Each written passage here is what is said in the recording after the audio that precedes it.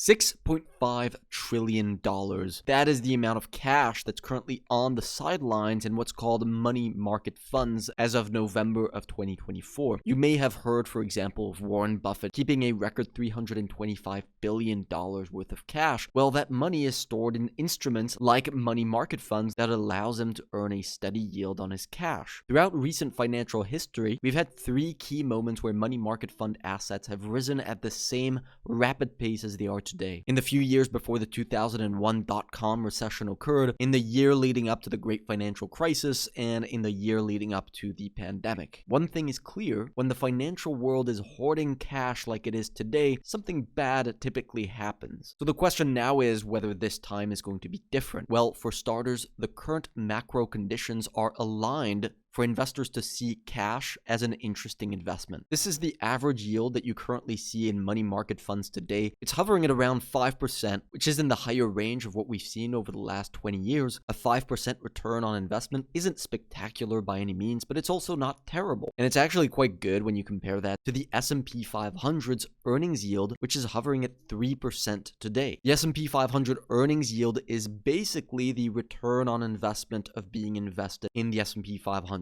Throughout most of history, the S&P 500's return on investment is higher than the yield that you get for holding cash, which makes it more attractive for investors to buy the S&P 500 rather than stay invested in cash. Today, that's not the case. And investors like Warren Buffett are likely seeing this and concluding that stocks aren't a particularly good long-term investment. The yield on cash, on the other hand, looks quite good at the current yield, because when you compare this yield to the rate of inflation, the yield on cash is currently quite a bit higher than the rate of inflation in the United States. This is also what's called having positive real interest rates. Real meaning that it's been adjusted for inflation. Sometimes the US economy has had positive real interest rates like today, but in certain periods of history, we've seen negative real interest rates. And that's something that became quite common over the last 20 to 30 years. Looking at interest rates but adjusted for inflation is essential to understand what is happening in the economy today. This is what inflation-adjusted interest rates or real interest rates look like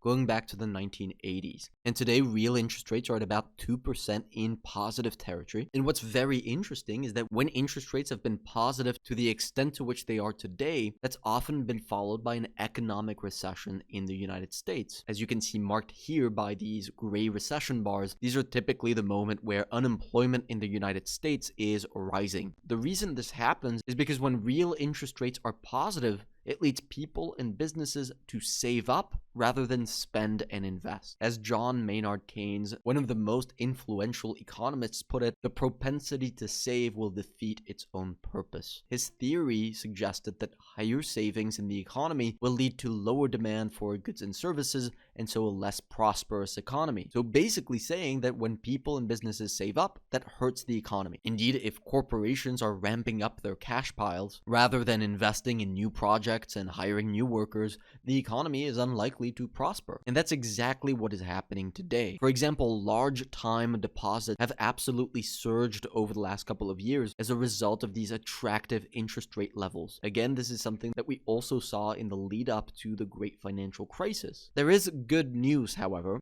Not all economists agree with Keynes. Milton Friedman, for example, said that the level of savings in a country is a key determinant of its long-term economic growth and productivity. Savings provide the resources for investment. Indeed, a company or individual that has saved up enough money will be able to take on larger new projects that require a certain starting capital, something that it wouldn't be able to do without saving. And this can fuel economic prosperity. This is a core concept behind the theory of the business cycle. Downswings in the economy set the stage up for the upward swings that follow. The upwards swing starts when all of the cash that was saved up in the peaking process and during the downturn starts to get deployed back into large investments, projects that fuel an economic boom. So when is the US going to reach this phase where all of that cash finally gets deployed back into the economy? That's the million-dollar question. Well, when we look at historical data on money market funds, these large cash reserves that were built up heading into and during the recessions only get deployed towards the end of the economic downturn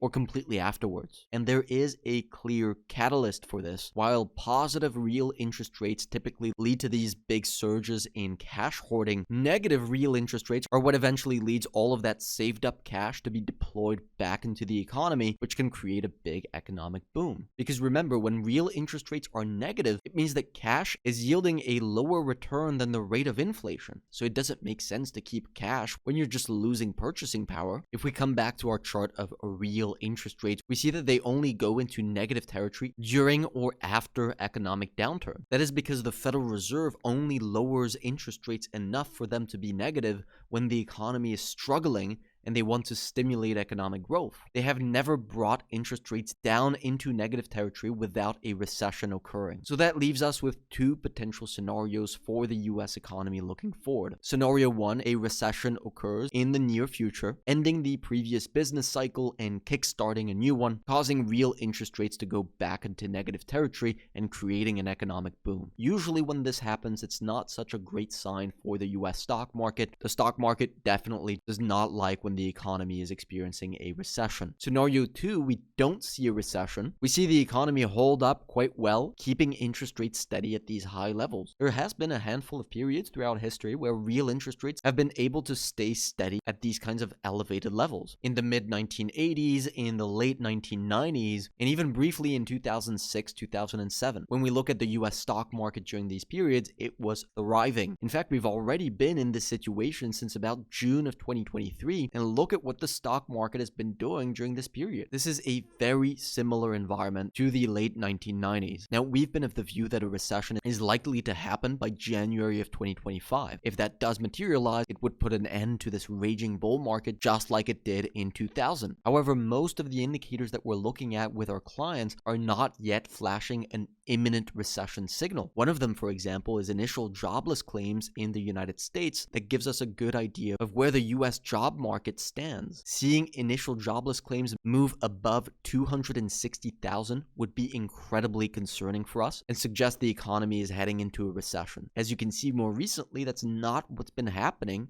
Initial jobless claims have been coming down. When you look at the late 1990s, initial jobless claims were also trending lower, which allowed the stock market to trend higher. It's only when the job market began to crack that the stock market began to decline. So we think that's where we're at today. The rise in money market fund assets is a great indication of where we are in the economic cycle. We're definitely closer to the end of one rather than the beginning. But as we can see from the late 1990s, this type of environment can last a while before an actual downturn occurs. We didn't get our insane 2024 trading performance by waiting around for a recession to happen. Opportunities are presenting themselves every day in markets, and we share them with our clients as we see them.